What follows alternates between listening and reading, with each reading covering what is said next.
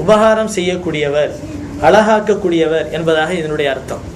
இந்த வார்த்தைகளை கொண்டு நபி ஸல்லல்லாஹு அலைஹி வஸல்லம் அவர்கள் தங்களுடைய பேர பிள்ளைகளுக்கு பெயர் வைத்தார்கள். ஹசன் ரலியல்லாஹு அன்ஹு அவர்களுடைய பிறந்த நாள் ஹிஜ்ரி 3வது வருடம், அதாவது நோன்பு கடமையாக்கப்பட்ட வருடத்திற்கு அடுத்த வருடம் ரமலான் மாதம் பிறை 15ஆம் நாள் ஹசன் ரலியல்லாஹு அன்ஹு அவர்கள் பிறந்தார்கள் என்பதாக வரலாற்றிலே தெளிவான அறிவிப்பு நமக்கு காணப்படுகிறது. நபி ஸல்லல்லாஹு அலைஹி வஸல்லம் அவர்கள் ஹிஜ்ரத் செய்ததற்கு பிறகு மதீனாவிலே வைத்துதான் நோன்பு கடமையாக்கப்பட்டது. எனவே ஹிஜ்ரி 3வது வருடம் அவர்கள் அந்த 3வது வருடத்திலே பிறந்தார்கள் என்ற விஷயத்தை வைத்து மதீனாவில் பிறந்தார்கள் என்பது நாம் ஊர்ஜிதமாக கருத முடியும். அதற்கு அடுத்து ஹசன் ரலியல்லாஹு அன்ஹு அவர்கள் இயல்பாகவே அறிவு ஞானம் மிகுந்தவர்களாக இருந்தார்கள். காரணம் என்னவென்று சொன்னால், அவர்களுடைய தந்தை அலி ரலியல்லாஹு அன்ஹு அவர்கள் அறிவு ஜீவியாக இருந்தார்கள். அறிவின் தலைவாயில் என்பதாக அவர்களுக்கு ஒரு சிறப்பான பெயர் சொல்லப்படும். அவர்களுடைய சிறப்பு பெயர்களிலே சொல்லப்படுகின்ற போது அலி ரலியல்லாஹு அன்ஹு அவர்களை பற்றி காலியில் உம்மா, இந்த சமுதாயத்தினுடைய தீர்ப்பாளர், நீதிபதி என்பதாக அவர்களுக்கு ஒரு பட்ட பெயர் சொல்லப்படும். இந்த சமுதாயத்தினுடைய நீதியாளர், தீர்ப்பாளர், இன்னும் ரஹ்பானியுல் இஸ்லாம், இஸ்லாத்தினுடைய வழிகாட்டி என்பதாக அலி ரலியல்லாஹு அன்ஹு அவர்களுக்கு பெயர் சொல்லப்படும். அத்தகைய சிறப்பு பெயர்களை கொண்ட அறிவு திறன் மிகுந்த அலி ரலியல்லாஹு அன்ஹு அவர்களுடைய மூத்த மகன் பெயர்தான் ஹசன் என்பதாகும். அது மட்டுமல்ல, ஹசன் ரலியல்லாஹு அன்ஹு அவர்களுடைய தந்தை ஒரு சொர்க்கத்தை கொண்டு நன்மாராயம் சொல்லப்பட்டவர்கள் என்பது நமக்கெல்லாம் தெரியும். அலி ரலியல்லாஹு அன்ஹு அவர்கள் சொர்க்கத்தை கொண்டு நன்மாராயம் சொல்லப்பட்டவர்கள். அது மட்டுமல்ல, ஹசன் ரலியல்லாஹு அன்ஹுடைய தாயாராகிய ஃபாத்திமா அம்மையாரும் சொர்க்கத்தை கொண்டு நன்மாராயம் சொல்லப்பட்டவர்கள். காரணம் என்னவென்று சொன்னால், பெருமானார் ஸல்லல்லாஹு அலைஹி வஸல்லம் அவர்கள் அதாவது ஹசன் ரலியல்லாஹு அன்ஹு அவர்களுடைய தாயாராகிய அன்னை ஃபாத்திமா ரலியல்லாஹு அன்ஹா அவர்களை பற்றி சய்யிதத்து நிசாயில் ஆலமீன், இந்த அகில உலக மக்களினுடைய பெண்களின் தலைவியாக சொர்க்கத்திலே இருப்பார்கள் என்பதாக அருமை நாயகம் ஸல்லல்லாஹு அலைஹி வஸல்லம் அவர்கள் சொல்லி காட்டுகிறார். சய்யிதத்து நிசாயி அஹ்லில் ஜன்னா, சொர்க்கவாசிகளின் பெண்களுக்கு தலைவியாக ஃபாத்திமா இருப்பார் என்பதாக அருமை நாயகம் ஸல்லல்லாஹு அலைஹி வஸல்லம் அவர்கள் சொல்லி காட்டினார்.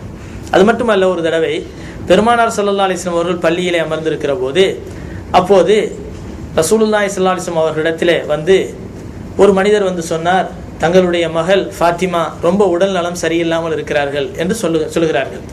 நபி ஸல்லல்லாஹு அலைஹி வஸல்லம் அவர்கள் இம்ரான் இப்னுல் ஹுசைன் ரலியல்லாஹு அன்ஹு என்று சொல்லப்படக்கூடிய ஒரு சஹாபியை அழைத்து கொண்டு அன்னை ஃபாத்திமா ரலியல்லாஹு அன்ஹா அவர்களை பார்ப்பதற்காக செல்கிறார்கள். ஃபாத்திமா ரலியல்லாஹு அன்ஹா அவர்களுடைய வீட்டு வாசலை தட்டிய போது யார் அது என்று கேட்டார்கள். அப்பொழுது நபி ஸல்லல்லாஹு அலைஹி வஸல்லம் சொன்னார்கள், நான் தான் வந்திருக்கிறேன், உன்னுடைய தந்தை முஹம்மது ஸல்லல்லாஹு அலைஹி வஸல்லம் வந்திருக்கிறேன் என்று சொன்னபோது பெருமானார் ஸல்லல்லாஹு அலைஹி வஸல்லம் அவர்களை பார்த்து அன்னை ஃபாத்திமா கேட்டார்கள், யா ரசூலல்லாஹ், தாங்கள் மட்டும்தான் வந்திருக்கிறீர்களா, கூட யாராவது வந்திருக்கிறார்களா என்று கேட்டார்கள்.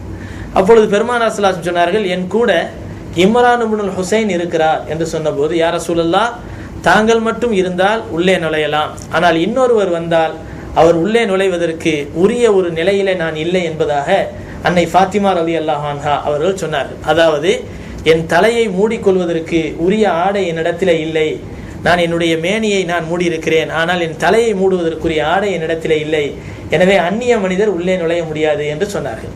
நபி ஸல்லல்லாஹு அலைஹி வஸல்லம் அவர்கள் தன்னுடைய தலையின் மீது கிடந்த துணியை லேசாக கதவை நீக்கி கொண்டு உள்ளே தூக்கி போட்டு விட்டு சொன்னார்கள், மகளே, இதை கொண்டு உன்னுடைய தலையை மூடிக்கொள் என்பதாக சொல்லிவிட்டு மூடிக்கொண்டதற்கு பிறகு உள்ளே நுழைகிறார்கள். உள்ளே நுழைந்ததற்கு பிறகு அன்னை ஃபாத்திமாவிடத்திலே கேட்டார்கள், அருமை மகளே, நீ எப்படி இருக்கிறாய் என்று கேட்டார்கள். உடனே அன்னை ஃபாத்திமா ரலியல்லாஹு அன்ஹா சொன்னார்கள், யா ரசூலல்லாஹ், வறுமையின் வாட்டத்தால் மிகவும் மிகவும் பயங்கரமாக சோதிக்கப்படுகிறேன், அது மட்டுமல்ல கூடவே காய்ச்சலும் சேர்ந்து கொண்டது, காய்ச்சலும் வறுமையும் சேர்ந்து நான் மிகவும் துன்பத்திலே இருக்கிறேன் யா ரசூலல்லாஹ் என்று சொன்னார்கள். பெருமானார் ஸல்லல்லாஹு அலைஹி வஸல்லம் சொன்னார்கள், ஃபாத்திமா, கவலைப்படாதே, ஒரு நேரம் வரும், அந்த நேரத்திலே சொர்க்கத்தின் தலைவியாக, சொர்க்கத்து பெண்களுக்கு நீ தலைவியாக இருப்பாய் என்று பெருமானார் ஸல்லல்லாஹு அலைஹி வஸல்லம் அவர்கள் அந்த வறுமையான நேரத்திற்கு சபுர் செய்யுமாறு தன்னுடைய மகளுக்கு என்ன செய்கிறார்கள், ஆறுதல் சொல்கிறார்கள். அன்னை ஃபாத்திமா ரலியல்லாஹு அன்ஹா அவர்கள் விவரமாக கேட்டார்கள், யா ரசூலல்லாஹ், சொர்க்கத்து பெண்களின் தலைவியாக அன்னை மரியம் இருப்பார்கள் என்று சொல்லியிருக்கிறீர்கள், அன்னை ஆசியா இருப்பார்கள் என்று சொல்லியிருக்கிறீர்கள், நான் எப்படி சொர்க்கத்தின் பெண்களின் தலைவியாக இருக்க முடியும் என்று அன்னை ஃபாத்திமா ரலியல்லாஹு அன்ஹா அவர்கள் கேட்டபோது அருமை நாயகம் ஸல்லல்லாஹு அலைஹி வஸல்லம் சொன்னார்கள், ஃபாத்திமா, உன்னுடைய காலத்து பெண்களுக்கு நீ தலைவியாக இருப்பாய், என்னுடைய உம்மத்தில் இருக்கக்கூடிய எல்லா பெண்களினுடைய சொர்க்கத்து பெண்களுக்கும் நீ தலைவியாக இருப்பாய், ஆனால் மரியம் அலைஹிஸ்ஸலாம் அவருடைய காலத்திலே இருந்த பெண்களுக்கு அவர்கள் தலைவியாக இருப்பார்கள் என்று பெருமானார் ஸல்லல்லாஹு அலைஹி வஸல்லம் அவர்கள் ஆறுதல் சொன்னார்கள். இப்படி சொர்க்கத்து பெண்களுக்கு தலைவி என்ற ஒரு நன்மாராயம் சொல்லாமலேயே சொர்க்கத்திற்கு உரியவர்கள் என்ற ஒரு அழகான ஒரு சுப செய்தியை நமக்கு சொல்லி காட்டுகிறது. எனவே அன்னை ஃபாத்திமா ரலியல்லாஹு அன்ஹா அவர்களும் சரி, அலி ரலியல்லாஹு அன்ஹு அவர்களும் சரி, சொர்க்கத்தை கொண்டு நன்மாராயம் சொல்லப்பட்டவர்கள் என்பது இதன் மூலமாக விளங்குகிறது. அது மட்டுமல்ல, இதையெல்லாம் விட ஒரு மிகப்பெரிய ஒரு அந்தஸ்து என்னவென்று சொன்னால், அவர்களுடைய தாயும் தந்தையும் சொர்க்கத்தை கொண்டு நன்மாராயம் சொல்லப்பட்டவர்கள் என்பதை விட நன்மாராயம் சொன்னவர்கள் யார்? நன்மாராயம் சொன்னவர்கள் நபி ஸல்லல்லாஹு அலைஹி வஸல்லம் அவர்கள். அந்த நபிக்கு இந்த ஹசன் இருக்கிறார்களே பேரப்பிள்ளை, இது ஒரு பெரிய சிறப்பு.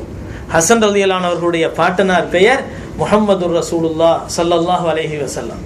எனவே இதன் மூலமாக தெரிகிறது ஹசன் ரலியல்லாஹு அன்ஹு அவர்கள் மிகப்பெரிய ஒரு அந்தஸ்துக்குரியவர்கள், மிகப்பெரிய சிறப்பிற்குரியவர்கள் என்பது இதன் மூலமாக நமக்கு விளங்குகிறது. அடுத்து, அரபுகளை பொறுத்தவரை அவர்களுடைய சொந்த பெயரும் இருக்கும், பட்ட பெயர் இருக்கும், குன்னியத் என்ற இணை பெயரும் இருக்கும். அந்த வகையில் ஹசன் ரலியல்லாஹு அவர்களுடைய இணை பெயர் அபு முஹம்மது. காரணம், ஹசன் ரலியல்லாஹு அவர்களுக்கு முஹம்மது என்ற ஒரு பிள்ளை இருந்தார்கள். எனவே அந்த பெயரோடு சேர்த்து அபு முஹம்மது, முஹம்மதின் தந்தை என்ற ஒரு பட்ட பெயரும் அவர்களுக்கு இருக்கிறது. அதே போல் அவர்களுடைய பட்ட பெயர் என்னவென்று சொன்னால் அல் ஹசன் என்பது அவர்களுடைய பட்ட பெயர் என்னவென்று சொன்னால் ரைஹானத்து ரசூலில்லாஹி ஸல்லல்லாஹு அலைஹி வஸல்லம் என்ற ஒரு பட்ட பெயர். அதாவது நபி ஸல்லல்லாஹு அலைஹி வஸல்லம் அவர்களுடைய மலர்ச்செண்டு, பூச்செண்டு என்பது இந்த ஹசன் ரலியல்லாஹு அவர்களுக்கு உள்ள ஒரு பட்ட பெயரா. சிபத்து ரசூலில்லாஹி ஸல்லல்லாஹு அலைஹி வஸல்லம் என்ற ஒரு பட்ட பெயரும் அவர்களுக்கு உண்டு. அதாவது நபி ஸல்லல்லாஹு அலைஹி வஸல்லம் அவர்களுடைய பேரப்பிள்ளை என்பதாக இதனுடைய அர்த்தம். இப்படிப்பட்ட ஒரு பல சிறப்பான பெயர்களும் ஹசன் ரலியல்லாஹு அவர்களுக்கு இருக்கிறது. அது மட்டுமல்ல, இவர்களுடைய வரலாற்றிலே ஒரு முக்கியமான ஒரு விஷயத்தை கவனிக்க வேண்டும். இவர்களுக்கு முத்தல்லாக் நிசா என்று பெயர் சொல்லப்படும். என்னவென்று சொன்னால், அடிக்கடி அதிகமான பெண்களை திருமணம் முடித்து ஒரு பெரிய உதவித்தொகை அவர்களுக்கு கொடுத்து அவர்களை தலாக்கு விட்டு இன்னொரு பெண்ணை திருமணம் முடிக்கக்கூடிய ஒரு பழக்கம் இருந்தது. எந்த அளவிற்கு என்று சொன்னால், அலி ரலியல்லாஹு அவர்கள் ஹசன் ரலியல்லாஹுடைய தந்தையை யாரிடத்திலாவது, அதாவது கூஃபாவிலே வாழக்கூடிய காலத்தில் மக்களை பார்த்து சொல்வார்களாம், ஹசனுக்கு பெண் கொடுக்காதீர்கள் என்று சொல்வார்களாம். பெண் கொடுத்தால் அவர் சீக்கிரமாக தலாக்கு விட்டு இன்னொரு பெண்ணை கல்யாணம் பண்ணுவார் என்பதாக சொல்வார்களாம். ஆனால் அந்த மக்கள் சொல்வார்களாம், எங்களுக்கு அதை பற்றி பிரச்சனை இல்லை, எங்களுடைய பிள்ளை என்னுடைய, அதாவது அஹ்ல பைத்துகளில் ஒருவராக ஆகுவது எங்களுக்கு பெருமை என்று சொல்வார்களாம். அந்த கூஃபாவாசிகள் தங்களுடைய மகள்களை திருமணம் முடித்து கொடுக்கும் போது அதை ஒரு பெருமையாக நினைப்பார்களாம். காரணம், தன் மகளை திருமணம் முடித்து கொடுக்கிற போது நபி ஸல்லல்லாஹு அலைஹி வஸல்லம் பேர பிள்ளைக்கு திருமணம் முடித்து கொடுக்கிறார்கள், எனவே இந்த பிள்ளையும் அஹ்ல பைத்துகளில் ஒன்றாக மாறுகிறது என்ற சிறப்பை அவர்கள் கவனத்திலே கொண்டு அதை பற்றி பிரச்சனை இல்லை, ஒரு நாள் வாழ்ந்தாலும் எங்களுடைய மகள் அஹ்ல பைத்துகளில் ஒருவர் சொர்க்கவாசியாக மாறுவார், ஒரு சிறப்பிற்குரியவராக மாறுவார் என்ற அந்த பெருமை எங்களுக்கு போதும் என்பதாக அந்த கூஃபாவாசிகள் சொல்வார்களாம். இந்த அளவிற்கு ஹசன் ரலியல்லாஹு அவர்கள் அதிகமான திருமணத்தை முடிக்கக்கூடியவர்களாக இருந்தார்கள். எனவே ஹசன் ரலியல்லாஹு அவர்களுடைய வாழ்க்கையில 15 ஆண் குழந்தைகளையும் 8 பெண் குழந்தைகளையும் பெற்றெடுத்திருக்கிறார்கள். பல மனைவிகளுக்கு மத்தியிலே அவர்கள் பெற்றெடுத்த பிள்ளைகளினுடைய எண்ணிக்கை என்னவென்று சொன்னால், அதாவது ஏறக்குறை 23 பிள்ளைகள் அவர்கள் பெற்றெடுத்திருக்கிறார்கள். 15 ஆண் குழந்தைகளை பெற்றெடுத்தார்கள், 8 பெண் குழந்தைகளை பெற்றெடுத்தார்கள். அது மட்டுமல்ல, பெருமானார் ஸல்லல்லாஹு அலைஹி வஸல்லம் அவர்கள் இந்த ஹசன் ரலியல்லாஹு அவர்களை வளர்த்த போது எந்த அளவிற்கு அவர்களை பாசத்தோடு வைத்திருந்தார்கள் என்று சொன்னால், நபி ஸல்லல்லாஹு அலைஹி வஸல்லம் அவர்களை சிறு பிராயத்திலே மிம்பரின் மீது இருக்கும்போது கூட, மிம்பரின் மீது உட்கார்ந்து குத்பா பிரசங்கம் செய்து கொண்டிருக்கும் போது ஹசன் ரலியல்லாஹு அவர்கள் வருவார்களேயானால், ஹுசைன் ரலியல்லாஹு அவர்கள் வருவார்களேயானால், 2 பேரும் யாராவது வருவார்களேயானால் குத்பா மேடையிலிருந்து கீழே இறங்கி சென்று அவர்களை தூக்கி வைத்துக்கொண்டு பக்கத்திலே அமர்த்தி கொண்டு உபதேசம் செய்வார்களாம். அந்த அளவிற்கு குழந்தைகளின் மீது ரொம்ப பாசம் உள்ளவர்களாக இருந்தார்கள். நபி ஸல்லல்லாஹு அலைஹி வஸல்லம் ஒரு தடவை ஹசன் ரலியல்லாஹு அவர்களை முத்தமிட்டு கொண்டிருந்த போது அக்ரா இப்னு ஹாபிஸ் என்று சொல்லப்படக்கூடிய ஒரு கிராமப்புறத்து மனிதர் சொன்னார், யா ரசூலல்லாஹ், உங்க பிள்ளைகளை நீங்க முத்தம்லாம் கொடுப்பீங்களா? நான் என் பிள்ளைகளை நான் முத்தம் கொடுத்ததே கிடையாது, 10 பிள்ளைங்க எனக்கு இருக்கிறாங்க, இது வரைக்கும் நான் முத்தம் கொடுத்தது கிடையாதுன்னு சொன்னார். அவர் ஒரு காட்டரபி, ஒரு கிராமவாசி, அன்பு என்றால் என்னவென்று தெரியாது. இந்த நிலையில அவர் சொன்னார், நீங்க பிள்ளைகளை முத்தம் கொடுக்கிறீர்கள், ஆனால் எங்களுடைய பிள்ளைகளை நான் முத்தம் கொடுத்ததே கிடையாது, எனக்கு 10 பிள்ளைங்க இருக்கிறாங்க என்று சொன்னார். நபி ஸல்லல்லாஹு அலைஹி வஸல்லம் சொன்னார்கள், உன் இதயத்திலிருந்து அல்லாஹ் அன்பை எடுத்து விடுவானேயானால் அதற்கு நான் என்ன பொறுப்பாளியாக முடியும் என்று கேட்டார்கள். அப்படி என்றால் குழந்தைகளை முத்தம் கொடுப்பது, அவர்களை பாசத்தோடு வைத்திருப்பது என்பது ரஹ்மத்தின் அடையாளம், அன்பின் அடையாளம். அது அல்லாஹ் அவர்களுக்கு கொடுத்த ஒரு பெரிய அருள் என்பதாக நபி ஸல்லல்லாஹு அலைஹி வஸல்லம் அவர்கள் நமக்கு சொல்லித் தருகிறார்கள். பெருமானார் ஸல்லல்லாஹு அலைஹி வஸல்லம் அவர்களிடத்திலே ஹசன் ரலியல்லாஹு அவர்கள் பெற்றெடுக்கப்பட்டு அவர்களிடத்திலே கையிலே கொடுக்கப்பட்ட போது நபி ஸல்லல்லாஹு அலைஹி வஸல்லம் அவர்கள் தஹ்னீக் செய்தார்கள் என்று ஹதீஸிலே வருகிறது. தஹ்னீக் என்று சொன்னால் என்ன? பொதுவாகவே தஹ்னீக் என்பது ஒரு சுன்னத். ஆனால் நபி ஸல்லல்லாஹு அலைஹி வஸல்லம் அவர்களுடைய அளவுக்கு யாரும் அந்தஸ்திலே இன்றைக்கு யாருமே உயர்ந்தவராக இல்லாததின் காரணத்தினால் தஹ்னீக்கினுடைய பழக்கம் இல்லாமல் இருக்கிறது. சாதாரணமாக யாராவது, அதாவது பெரியவர்கள் கண்ணியமானவர்கள் என்ன செய்கிறார்கள், பேரித்தம்பழத்தை என்ன செய்கிறார்கள், கையிலே வைத்து நசுக்கி வாயில வைக்கிறார்களே தவிர தஹ்னீக்கினுடைய முறை என்னவென்று சொன்னால் நபி ஸல்லல்லாஹு அலைஹி வஸல்லம் அவர்களிடத்திலே யாராவது பிள்ளைகள் கொண்டு வரப்படுவார்களே ஆனால் தஹ்னீக் செய்வார்கள். எப்படி தஹ்னீக் செய்வார்கள்? பேரித்தம்பழத்தை தன்னுடைய வாயிலே வைத்து மென்று அந்த பேரித்தம்பழத்தை தன்னுடைய எச்சியோடு கலந்து என்ன செய்வார்கள், தன்னுடைய பேர பிள்ளைக்கோ அல்லது தன்னிடத்திலே கொண்டு வரப்படக்கூடிய பிள்ளைகளுக்கோ நபி ஸல்லல்லாஹு அலைஹி வஸல்லம் ஊட்டுவார்கள். ஊட்டுவது மட்டுமல்லாமல் விரலை கொண்டு அந்த பேரித்தம்பழத்தை எடுத்து அந்த பிள்ளையினுடைய வாயிலை வைத்து இந்த பக்கமும் இந்த பக்கமுமாக கன்னத்துக்குள்ள என்ன செய்வார்கள், தன்னுடைய விரலை ஓட விடுவார்கள் என்பதாக ஹதீஸிலே வருகிறது. அதாவது தன்னுடைய விரலை இந்த பக்கம் அந்த பக்கம் கொண்டு போய் நன்றாக பிரட்டுவார்கள். அப்ப இதை நபி ஸல்லல்லாஹு அலைஹி வஸல்லம் அவர்கள் செய்வதுதான் தஹ்னீக் என்று சொல்லப்படும். இது ஒரு சுன்னத், பிறந்தவுடன் செய்யக்கூடியது. இதை செய்துதான் நபி ஸல்லல்லாஹு அலைஹி வஸல்லம் அவர்கள் அந்த பிள்ளைகளுக்கு பெயர் வைப்பார்கள். எனவே நபியினுடைய எச்சிலோடு கலந்ததாக அவருடைய எச்சில் இருந்தது. அதுவே ஒரு பெரிய புனிதத்துவத்தை உடையது. அது மட்டுமல்ல, நபி ஸல்லல்லாஹு அலைஹி வஸல்லம் அவர்கள் இந்த தஹ்னீக் செய்து அதற்கு பிறகு என்ன செய்தார்கள், ஹசன் என்பதாக நபி ஸல்லல்லாஹு அலைஹி வஸல்லம் அவர்கள் அந்த ஹசன் ரலியல்லாஹு அவர்களுக்கு பெயர் வைத்தார்கள். அது மட்டுமல்ல, ஹசன் ரலியல்லாஹு அவர்களை அடிக்கடி முத்தமிடுவார்கள். முத்தமிடுவது மட்டுமல்லாமல் அவர்களுடைய உதட்டை தன்னுடைய உதடோடு சேர்த்து சப்புவார்கள். அவர்களுடைய நேரம் கிடைத்தால், சில நேரங்களிலே வாய்ப்புகள் வரும்போது நபி ஸல்லல்லாஹு அலைஹி வஸல்லம் என்ன செய்வார்கள், அந்த ஹசன் ரலியல்லாஹு அவர்களுடைய அந்த நாக்கை எடுத்து தன்னுடைய வாய்க்குள்ளே வைத்து சூப்புவார்கள். இது இன்னைக்கு கூட நம்மள்ட்ட பழக்கம் இருக்குது. நம்ம ஊர்ல எல்லாம் வெத்தில போடக்கூடிய பழக்கம் இருக்கின்ற இந்த நிலையில சில பெரியவர்கள் என்ன செய்வாங்க, தன்னுடைய பேர பிள்ளையை தூக்கி வைத்து அந்த வெத்திலையை அந்த பிள்ளையினுடைய வாயில வச்சு அந்த பிள்ளையினுடைய உதட்டை சப்புவாங்க, அதனுடைய நாக்கை சப்புவாங்க. இதெல்லாம் ஒரு பாசத்தின் அடையாளம். அப்போ இந்த அளவிற்கு நபி ஸல்லல்லாஹு அலைஹி வஸல்லம் அவர்களுடைய நாவு அவர்களுடைய நாவோடு கலந்திருந்தது, அவருடைய உதடு இவர்களுடைய உதடோடு கலந்திருந்தது. கண்ணியமானவர்களே, ஹுசைன் ரலியல்லாஹு அவர்கள் ஷஹீதாக்கப்பட்ட சமயத்திலும் கூட அந்த எதிரியாக இருந்தவர் என்ன செய்கிறார், தன்னுடைய கையிலே வைத்திருந்த பிரம்பால் அவர்களுடைய உதட்டை கையினால் அடித்த போது, அந்த பிரம்பால் அடித்த போது அங்கு நின்று கொண்டிருந்த ஒரு சஹாபி சொன்னார்கள், துஷ்டனே, எதற்காக இப்படி செய்கிறாய்? இந்த உதட்டிலே நபி ஸல்லல்லாஹு அலைஹி வஸல்லம் அவர்கள் எத்தனையோ முறைகள் தன்னுடைய நாக்கை வைத்து தன்னுடைய உதட்டை வைத்து முத்தமிட்டதை நான் பார்த்திருக்கிறேன்.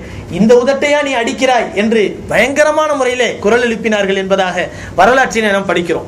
அந்த வகையிலே நபி ஸல்லல்லாஹு அலைஹி வஸல்லம் அவர்கள் தன்னுடைய பேர பிள்ளைகளிடத்திலே அவ்வளவு அந்நியோன்யமாக இருந்தார்கள் என்பது இந்த நம் வரலாற்றின் மூலமாக தெரிந்து கொள்ளக்கூடிய ஒரு விஷயம். அது மட்டுமல்ல, நபி ஸல்லல்லாஹு அலைஹி வஸல்லம் அவர்கள் சஜிதா செய்வார்களே ஆனால் பல ஹதீஸ்களிலே நாம் பார்க்கிறோம், நபி ஸல்லல்லாஹு அலைஹி வஸல்லம் அவர்கள் சில நேரங்களிலே சஜிதா செய்வார்கள். இந்த நேரத்திலே பெருமானார் ஸல்லல்லாஹு அலைஹி வஸல்லம் அவர்களுடைய முதுகின் மீது என்ன செய்வார்கள், ஹசன் ஹுசைன் ரலியல்லாஹு அன்ஹுமா ரெண்டு பேர் என்ன செய்வாங்க, மேலே ஏறி உட்கார்ந்துக்குவாங்க. அவங்க முதுகு மேல ஏறி உட்கார்ந்துக்குவாங்க, பிடரியின் மீது ஏறி அமர்ந்து கொள்வார்கள்.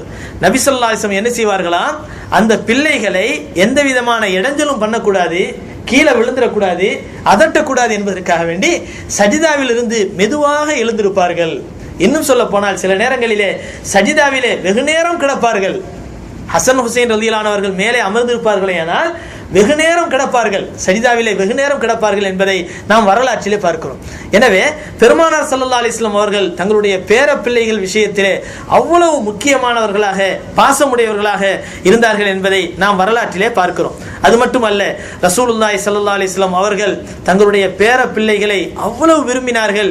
விரும்பியது மட்டுமல்லாமல் சில நேரங்களிலே சொல்லுவார்கள், அல்லாஹும்ம இன்னி உஹிப்பு ஹசனன், யா அல்லாஹ், நான் என்னுடைய பேரப்பிள்ளை ஹசனை நான் விரும்புகிறேன். ஃபஹிப்பஹு வஹிப்ப மன் யுஹிப்பஹு, எனவே நீயும் அவரை விரும்புவாயாக. அல்லாஹ்விடத்திலே துஆ செய்வார்களாம் பெருமானார் ஸல்லல்லாஹு அலைஹி வஸல்லம் அவர்கள். அல்லாஹ்விடத்திலே துஆ செய்வார்கள். புகாரியிலே வரக்கூடிய ஹதீஸ், ஃபதாயிலு ஸஹாபா என்று சொல்லப்படக்கூடிய பாபிலே வரக்கூடிய ஹதீஸ். பெருமானார் ஸல்லல்லாஹு அலைஹி வஸல்லம் சொல்வார்கள், அல்லாஹும்ம இன்னி உஹிப்பு ஹசனன், யா அல்லாஹ், நான் ஹசனை விரும்புகிறேன். ஃபஹிப்பஹு, நீயும் அவரை விரும்புவாயாக. வஹிப்ப மன் யுஹிப்புஹு, இது ஒரு பெரிய விஷயம். பெருமானார் ஸல்லல்லாஹு அலைஹி வஸல்லம் சொன்னார்கள், யா அல்லாஹ், அவரை நீ விரும்புவாயாக, யார் அவரை விரும்புகிறார்களோ அவர்களையும் நீ விரும்புவாயாக. அப்போ நம்ம ஹசன் ரலியல்லாஹு அன்ஹு அவர்களை விரும்புவோமே, ஆனால் அல்லாஹ் நம்மை விரும்ப வேண்டும் என்று நபி ஸல்லல்லாஹு அலைஹி வஸல்லம் துஆ செய்றாங்க. அப்போ ஹசன் ரலியல்லாஹு அன்ஹு அவர்கள் மீது உள்ள முஹப்பத் இருக்கிறதே, அல்லாஹ்வினுடைய முஹப்பத்தை பெற்று தரும் என்பதை நபி ஸல்லல்லாஹு அலைஹி வஸல்லம் துஆ நமக்கு சொல்லி காட்டுகிறது. அந்த அளவிற்கு ஹசன் ரலியல்லாஹு அன்ஹு அவர்கள் மீது நபி ஸல்லல்லாஹு அலைஹி வஸல்லம் அவர்கள் அதிகமாக அன்பு வைத்திருந்தார்கள். அந்த அன்பை எப்படி பிரயோகித்தார்கள் என்று சொன்னால், அந்த அன்பை யா அல்லாஹ் நீயும் அன்பு வைப்பாயாக, யார் அவர்கள் மீது அன்பு கொள்கிறார்களோ அவர்கள் மீது நீயும் அன்பு கொள்வாயாக என்று பெருமானார் ஸல்லல்லாஹு அலைஹி வஸல்லம் அவர்கள் என்ன செய்தார்கள்? துஆ செய்தார்கள். அது மட்டுமல்ல, அபூ ஹுரைரா ரலியல்லாஹு அன்ஹு அவர்கள் அறிவிக்கக்கூடிய ஒரு ஹதீஸ், அதாவது பெருமானார் ஸல்லல்லாஹு அலைஹி வஸல்லம் அவர்கள் ஒரு தடவை ஹசன் ரலியல்லாஹு அன்ஹு அவர்கள் சிறு பிராயத்திலே இருக்கக்கூடிய சமயத்திலே ஃபாத்திமா ரலியல்லாஹு அன்ஹா அவர்களுடைய வீட்டுக்கு வருகிறார்கள். வீட்டுக்கு வந்து பெருமானார் ஸல்லல்லாஹு அலைஹி வஸல்லம் அவர்கள் சொன்னார்கள், வெளியிலே அமர்ந்து கொண்டு சொன்னார்கள், ஐ லுக்கா என்று அழைத்தார்கள். அதாவது பொடிப்பயலே, ஏ பொடிப்பயலே என்று வெளியில் இருந்து கொண்டு என்ன செய்கிறார்கள்? அழைக்கிறார்கள்.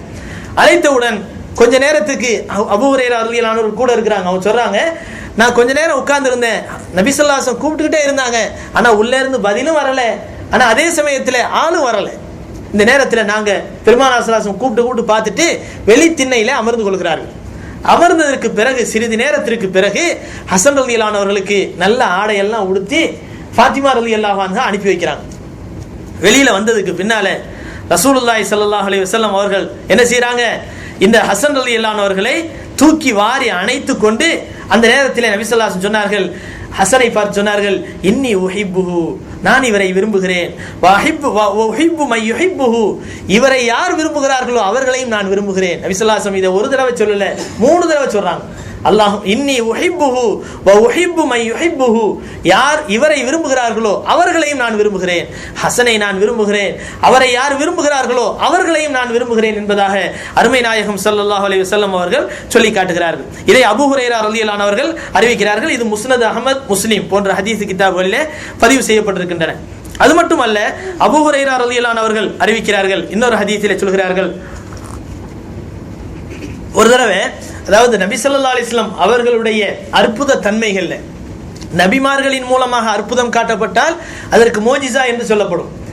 சஹாபாக்கள், நபிமார்கள் அல்லாதவர்களால் அற்புதம் காட்டப்பட்டால் அதற்கு கராமத் என்று சொல்லப்படும்.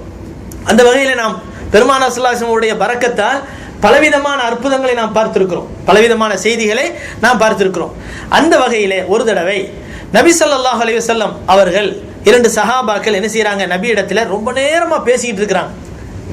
இரவுல ரொம்ப வெகு நேரம் ஆயிருச்சு, இருட்டு பயங்கரமா ஆயிருச்சு. இந்த காலத்திலேயாவது அங்கங்கே லைட்டுகள் போடப்பட்டிருக்குது, ஆனா அந்த காலத்துல எல்லாமே இது அதாவது விளக்குகள் தான். அந்த விளக்குகளை அணைச்சிட்டு படுத்துட்டாங்கன்னு சொன்னா அந்த ஊரே இருட்டா இருக்கும், அந்த அளவுக்கு பயங்கரமான கும்மிருட்டு. அப்ப அந்த நேரத்தில் நபி ஸல்லல்லாஹு அலைஹி வஸல்லம் அவர்களிடமிருந்து விடை பெற்று கொண்டு அவர்கள் போகின்ற போது அவர்கள் நபி ஸல்லல்லாஹு அலைஹி வஸல்லம் அவர்கள் துஆ செய்கிறார்கள். அவர்களோடு ஒரு குச்சியை கொடுக்கிறார்கள். அந்த குச்சியின் மூலமாக ஒளி பிரகாசம் வெளிப்பட்டது. அந்த பிரகாசம் அவர்கள் சென்று அவர்களுடைய வீட்டை அடைகிற வரை அவர்களுக்கு ஒளி கொடுத்து கொண்டே இருந்தது என்று ஹதீஸிலே பார்க்கிறோம். இது அவர்களுக்கு, இந்த சஹாபாக்களுக்கு கிடைத்த ஒரு பெரிய கராமத், அல்லது நபி ஸல்லல்லாஹு அலைஹி வஸல்லம் அவர்கள் மூலமாக கிடைத்த ஒரு பெரிய அற்புதம். அதே போல ஒரு தடவை இஷா நேரத்திலே நபி ஸல்லல்லாஹு அலைஹி வஸல்லம் என்ன செய்கிறார்கள்? ஹசன் ஹுசைன் ரலியல்லாஹு அன்ஹு அவர்களை வைத்து விளையாடி கொண்டிருந்து விட்டு அதன் பிறகு பெருமானார் ஸல்லல்லாஹு அலைஹி வஸல்லம் தொழுகிறார்கள். அப்போது ஹசன் ஹுசைன் ரலியல்லாஹு அன்ஹு அவர்கள் நபி ஸல்லல்லாஹு அலைஹி வஸல்லம் உடைய முதுகு மேல உட்கார்ந்துறாங்க. உட்கார்ந்த உடனே நபி ஸல்லல்லாஹு அலைஹி வஸல்லம் அவர்கள் மெதுவா என்ன செய்றாங்க, எந்திரிக்கிறாங்க. சஜிதாவிலிருந்து எழுந்து அமர்ந்ததுக்கு பின்னால அபூ ஹுரைரா ரலியல்லாஹு அவர்கள் நபியை பார்த்து கேட்கிறாங்க, அலா அத்ஹபு பிஹிமா இலா உம்மிஹிமா யா ரசூலல்லாஹ், பிள்ளைங்களை கொண்டு போய் அவங்க தாயிட்ட கொண்டு போய் விடவா அப்படின்னு கேட்கிறாங்க. கேட்ட உடனே நபி ஸல்லல்லாஹு அலைஹி வஸல்லம் அவர்கள் சொன்னார்கள், சரி கொண்டு போய் விடுங்க அப்படின்னாங்க. கொண்டு போறதுக்காக வேண்டி வெளியே தான் வந்தேன். யார்? அபூ ஹுரைரா ரலியல்லாஹு அன்ஹு இந்த ஹதீஸை சொல்றாங்க. கொண்டு போறதுக்காக வேண்டி அவர்களை அழைத்து கொண்டு நான் வெளியிலே தான் வந்தேன். அந்த நேரத்திலே திடீரென்றார் போல் ஒரு மின்னல் வெட்டியதை போன்று இருந்தது.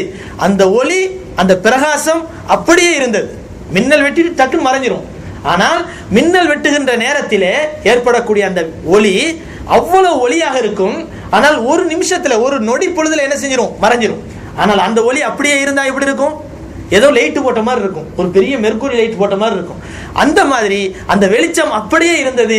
நான் அவர்களை அவர்களுடைய தாயாரிடத்திலே கொண்டு போய் விடுகிற வரை அந்த பிரகாசம் அப்படியே இருந்தது என்பதாக அபூ ஹுரைரா ரலியல்லாஹு அவர்கள் அறிவிக்கிறார்கள். இந்த ஹதீஸ் அஹ்மதிலே வருகிறது, ஹாக்கிமிலே வருகிறது.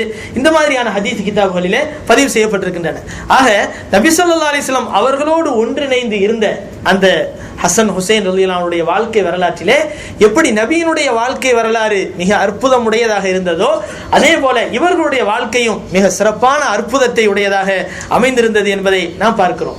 நபி ஸல்லல்லாஹு அலைஹி வஸல்லம் அவர்களுடைய வாழ்க்கையில அவர்களுக்கு பலவிதமான ஒழுக்க பயிற்சிகளையும் கற்றுக் கொடுத்தார்கள். பொதுவாகவே வளர்ப்பு எப்படி இருக்குதோ அப்படித்தான் பிள்ளைங்க வளரும். வளர்ப்பு எப்படி இருக்குதோ பிள்ளைங்களுடைய வளர்ச்சி அப்படித்தான் இருக்கும். அந்த வகையில பொதுவாக யாராவது ஒரு பிள்ளை சேட்டை பண்ணுச்சு அல்லது வீணா போயிருச்சு அப்படின்னு சொன்னா நம்ம என்ன சொல்லுவாங்க, நம்ம ஆட்கள் என்ன சொல்லுவாங்கன்னு சொன்னா, வளர்ப்பு அப்படிங்க சரியான வளர்ப்பு இல்லைங்க, ஒழுங்கா வளர்க்கணும்ல, பிள்ளைகள்ல அடிச்சு வளர்க்கணும்ல அப்படிங்கிற மாதிரி சொல்லுவாங்க.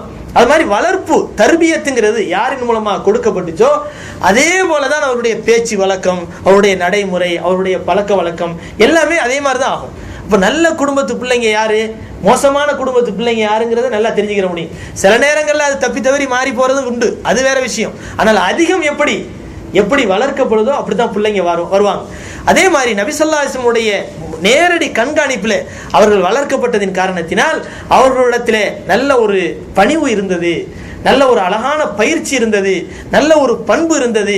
இதை நாம் பார்க்கிறோம். பெருமானார் ஸல்லல்லாஹு அலைஹி வஸல்லம் ஒரு தடவை தன்னுடைய வீட்டில் கீழே கிடந்த அந்த பேரிச்சம்பழத்தை எடுத்து ஹசன் ரலியல்லாஹு அன்ஹு வாயில வச்சிடுறாங்க. வாயில வச்சு சாப்பிட ஆரம்பிச்ச உடனே வீட்டில் கிடந்த பேரிச்சம்பழம் தானே அப்படிங்கிறதுனால வாயில வச்சுட்டாங்க. நபி ஸல்லல்லாஹு அலைஹி வஸல்லம் என்ன செஞ்சாங்க, அது உண்மையிலேயே வீட்டில் இருந்ததின் காரணத்தினால் அந்த வீட்டினுடைய பேரிச்சம்பழமாக இருக்கலாம். ஆனால் நபி என்ன செஞ்சாங்க, விரலை விட்டு கோதி அந்த பேரிச்சம்பழத்தை வெளியில எடுத்து தூக்கி போட்டு சொன்னாங்க, மகனே நம்ம சதக்காவினுடைய பொருளை சாப்பிடக்கூடாது, அது நமக்கு ஹராமாக்கப்பட்டிருக்கு. அதனால ஒரு கால் இது ஜக்காத்தினுடைய பொருளாக, சதக்காவினுடைய பொருளாக இருக்கலாம். அதனால அப்படி ஒரு பொருளாக இருந்தால் இதை நம்ம சாப்பிடக்கூடாதுன்னு சொல்லிட்டு நபி ஸல்லல்லாஹு அலைஹி வஸல்லம் தர்பியத் செய்றாங்க. அவங்களுக்கு நல்ல ஒழுக்கத்தை சொல்லி கொடுக்குறாங்க. இப்படியெல்லாம் நல்ல பயிற்சிகளை செய்ததின் காரணத்தினால் இயல்பிலேயே அவர்கள் எப்படி இருந்தார்கள், நல்ல ஒழுக்கத்திற்குரியவர்களாக இருந்தார்கள். பெரியவர்களிடத்திலே எப்படி பழக வேண்டும், எப்படி பேச வேண்டும், எப்படி அணுக வேண்டும், எப்படி இருக்க வேண்டும் என்ற ஒரு அழகான நல்ல பயிற்சிக்குரியவர்களாக அந்த ஹசன் ரலியல்லாஹு அன்ஹு அவர்கள் இருந்தார்கள் என்பதை நாம் பார்க்கிறோம். ஒரு தடவை ரசூலுல்லாஹி ஸல்லல்லாஹு அலைஹி வஸல்லம் அவருடைய காலத்துக்கு பின்னால் ஹசன் ரலியல்லாஹு அன்ஹு அவர்கள் சிறு பிள்ளைகளாக இருக்கிறார்கள். ஓடி ஆடி விளையாடக்கூடிய ஒரு பருவ வயது. இந்த நேரத்தில் ஒரு வயதான மனிதர் வருகிறார், மஸ்ஜிது நபவிக்கு வருகிறார், ஒது செய்கிறார். ஒது செய்தவர் தப்பும் தவறுகளாக செய்கிறார். அந்த ஒலுவை சரியா செய்யல, தவறா செய்கிறார். ஆனா அதை போய் அந்த பெரியவற்றை சொல்லணும், நீங்க தப்பா செய்றீங்க அப்படின்னு சொன்னா அந்த மனிதர் மனசு புண்படுவார், வேதனைப்படுவார். அது மட்டுமல்ல, அது ஒழுக்கம் இல்லை, நபி ஸல்லல்லாஹு அலைஹி வஸல்லம் சொல்லி கொடுத்த அந்த முறைக்கு மாற்றமானது. எனவே அவரை திருத்தணும். ஆனா அதே சமயத்தில் அவருடைய மனசு சங்கடப்படக்கூடாது. என்ன செய்யலாம் அப்படின்னு முடிவு செய்யறாங்க. அண்ணனும் தம்பியும் தனியா போறாங்க. யாரு? ஹசன் ஹுசைன் ரலியல்லாஹு அன்ஹுமா ரெண்டு பேரும் தனியா போய் பேசிக்கிறாங்க. அந்த பெரியவர் ஒலு செய்யறது சரியில்லை, இப்ப இவருக்கு இந்த ஒலு செய்யற முறையை சொல்லிக் கொடுக்கணும். எப்படி சொல்லிக் கொடுக்கறது? நேரடியா போய் சொல்லிக் கொடுத்தா அவர் மனசு வருத்தப்படுவாரு. சின்ன பிள்ளைங்க நம்மளுக்கு சொல்லிக் கொடுக்குற அளவுக்கு நம்ம கேவலமா போயிட்டோமே அப்படின்னு நினைப்பாரு. அதுக்கு என்ன செய்யறது அப்படின்னு சொல்லிட்டு ரெண்டு பேரும் பேசிக்கிட்டு நேரம் என்ன செய்யறாங்க, நேரா போய் அந்த பெரியவர்கிட்ட போய் ஹசன் ரலியல்லாஹு சொன்னாங்க, பெரியவரே எனக்கு சரியா ஒலு செய்ய தெரியாது, அதனால நான் செய்யறேன், நீங்க பார்த்து எது கரெக்ட்னு சொல்லித்தாங்க, ஏதாவது தவறா நான் செஞ்சேன்னு சொன்னா அதை நீங்க எனக்கு திருத்துங்க அப்படின்னு சொல்லிட்டு என்ன செய்யறாங்க, ஹசன் ரலியல்லாஹு அவர்கள் என்ன செய்யறாங்க சொல்லி காட்டுறாங்க. ரெண்டு பேரும் ஹசன் ஹுசைன் ரெண்டு பேருமே என்ன செய்யறாங்க, போய் ஒலு செஞ்சு காட்டுறாங்க. ஒலு செஞ்சு காட்டின உடனே அந்த பெரியவர் புரிஞ்சுக்கிறார், என்ன, அதாவது நம்ம செஞ்சது தவறு, இந்த பிள்ளைங்க கரெக்டாக செய்கிறாங்க, நம்மளை திருத்துறதுக்காக தான் செஞ்சு காட்டுறாங்க, ஆனால் அதை ஒரு ஒழுக்கத்தோடு சொல்கிறாங்க அப்படிங்கிறத புரிஞ்சுக்கிட்டு அந்த பெரியவர் அந்த பிள்ளைகளை பார்த்து சொன்னாங்க. அதாவது பிள்ளைகளை பார்த்து அந்த பெரியவர் சொன்னார், பிள்ளைகளே, நிச்சயமாக நீங்கள் 2 பேரும் எனக்கு நல்ல அழகான ஒழு முறையை சொல்லி தந்து விட்டீர்கள். நான் இதுவரைக்கும் தவறுகளாக தான் செய்து கொண்டிருந்தேன். ஒழு எப்படி செய்கிறது என்பது எனக்கு சரியான முறையில் தெரியாமல் இருந்தது. அவர் சொல்லி காட்டினார், ஜஸாக்கும் அல்லாஹு ஹைரன் லக்கது அல்லம் துமானி, அல்லாஹ் உங்களுக்கு நற்கூலி வழங்குவானாக. நீங்க 2 பேரும் எனக்கு என்ன செஞ்சிட்டீங்க, அந்த ஒது செய்யறது முறை என்ன அப்படிங்கிற ஒரு அழகான முறையை எனக்கு சொல்லி தந்துட்டீங்க. ஆனா இப்படி நீங்க நளினமாக நாசூக்காக எனக்கு இந்த அற்புதமான முறையில சொல்லி கொடுத்த முறை இருக்குதே, இன்னஹா தர்பியத்து மதரசத்தின் நபவி நுபுவத்தி ஸல்லல்லாஹு அலைஹி வஸல்லம், நபி ஸல்லல்லாஹு அலைஹி வஸல்லம் அவர்களுடைய நுபுவத்தின் மதரசாவிலிருந்து நீங்கள் கற்றுக்கொண்ட முறை. அதனால தான் நீங்க இவ்வளவு அழகான நளினமான முறையில எனக்கு இந்த விஷயத்தை விளக்கத்தை சொல்லி தந்திருக்கிறீங்கன்னு சொல்லி காட்டினாங்க. ஒரு தடவை ஹசன் ரலியல்லாஹு அவர்கள் நபியினுடைய முகத்தோற்றத்துக்கு ஒப்பானவர்களாக இருந்தார்கள். நபியினுடைய உருவமும் ஹசன் ரலியல்லாஹுடைய உருவமும் ஒரே மாதிரி இருக்கும், ஏறக்குறைய ஒரே மாதிரி இருக்கும். எனவே ஒரு தடவை அபூபக்கர் ரலியல்லாஹு அவர்கள் ஹசன் ரலியல்லாஹு அவர்களை ரொம்ப விரும்பக்கூடியவர்களாக இருந்தார்கள். நபியினுடைய மறைவுக்கு பிறகு ஹசன் ரலியல்லாஹு அவர்களை அவர்கள் அடிக்கடி பார்க்கும் போதெல்லாம் அவர்களை முத்தம் கொடுப்பது, அவர்களை அரவணைத்துக் கொள்வது, அவர்கள் மீது பாசத்தை பொழிவது. காரணம் என்னவென்று சொன்னால் அவர்கள் சொல்வார்கள், நபியினுடைய மறு உருவத்தை பார்க்கணும் சொன்னா ஹசன் இருக்கிறார் என்று சொல்வார்கள். ஒரு தடவை இரவு நேரத்தில் ரொம்ப நேரம் ஆயிடுச்சு. அந்த நேரத்தில் அசர் தொழுகையை முடிச்சதுக்கு பின்னால, நபி ஸல்லல்லாஹு அலைஹி வஸல்லம் அவருடைய வஃபாத்துக்கு பின்னால நடந்த நிகழ்ச்சி. அசர் தொழுகையை முடித்ததுக்கு பின்னால இரவு நேரம் வரை என்ன செஞ்சிருக்கிறாங்க, பேசிக்கிட்டு இருக்கிறாங்க. பேசிக்கொண்டதற்கு பிறகு அலி ரலியல்லாஹு அவர்களும் அபூபக்கர் ரலியல்லாஹு அவர்களும் என்ன செய்யறாங்க, ஹசன் ரலியல்லாஹு அவர்களை கூட்டிக்கிட்டு வீட்டுக்கு போறாங்க. வீட்டுக்கு போகும்போது அப்போ ஹசன் ரலியல்லாஹு அவர்களை தூக்கி வச்சுக்கிறாங்க. யாரு, அபூபக்கர் சித்திக் ரலியல்லாஹு அவர்கள் தூக்கி தன்னுடைய மேனில வச்சுக்கிறாங்க. வச்சுக்கிட்டு சொன்னாங்க, குழந்தைகளோட விளையாடி கொண்டிருக்கு போகக்கூடிய அந்த பிள்ளையை பார்த்துட்டு சொன்னாங்க, இந்த ஹசன் நபியினுடைய முகத்தோற்றத்துக்கு ஒப்பானவராக இருக்கிறார், ஆனால் அலியினுடைய உருவத்துக்கு தோதானவர் இவர் இல்லை என்பதாக சொல்லி காட்டினார். அப்போ அலி ரலியல்லாஹு தஆலா அவர்கள் இதை கேட்கிறாங்க. அதாவது அலி ரலியல்லாஹு தஆலாவுக்கு தான் பிறந்தவங்க அவங்க, ஆனால் அலி ரலியல்லாஹு தஆலாவுடைய உருவமே இல்லைங்க.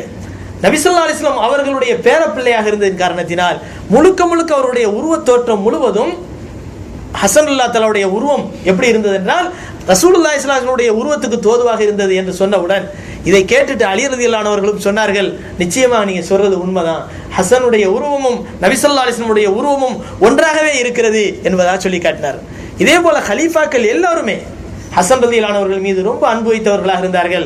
ஹசன் ஹுசைன் 2 பேர் மீது ரொம்ப அன்பு வைத்தவர்களாக இருந்தார்கள். காரணம் நபியினுடைய அன்பு, நபி அவர்கள் மீது அன்பு வைத்திருந்தார்கள் என்ற காரணத்தால் அவர்கள் மீது அன்பு வைத்திருந்தார்கள்.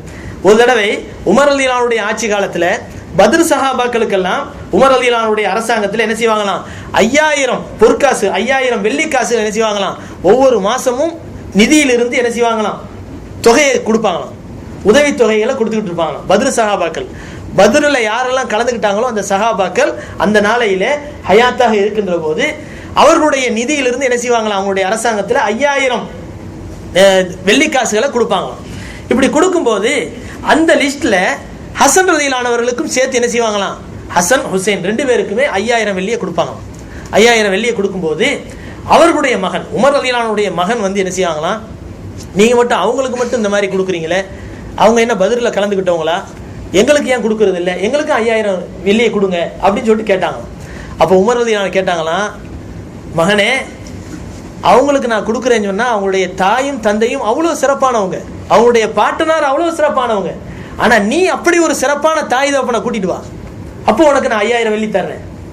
உன்னுடைய தாயும் தந்தையும் அவ்வளவு சிறப்பானவர்கள் என்ற அடையாளத்தை நீ காட்டு, நான் உனக்கு அந்த 5000 வெள்ளியை தர்றேன் அப்படின்னு சொன்னாங்களாம்.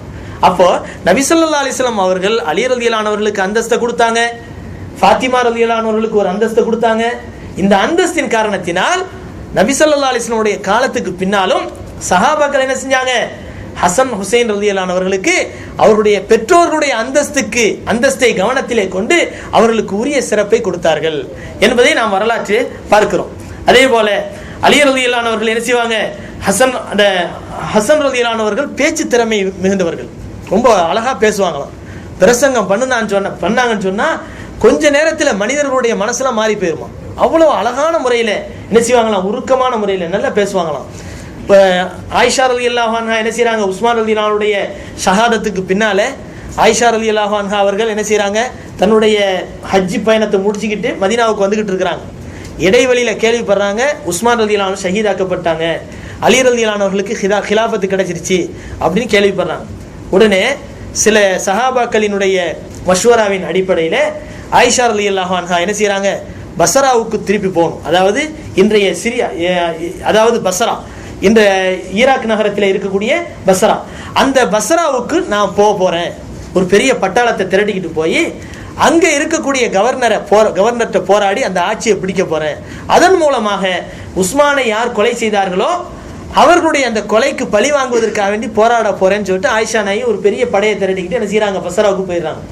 போய் அங்கே போய் சண்டை போட்டு அந்த பஸ்ராவினுடைய ஆட்சியை கைப்பற்றிடுறாங்கன்னு வச்சுக்கிறீங்களேன். இது ஒரு பெரிய நீண்ட சரித்திரம், முன்னால் நம்ம சொல்லியிருக்கிறோம்.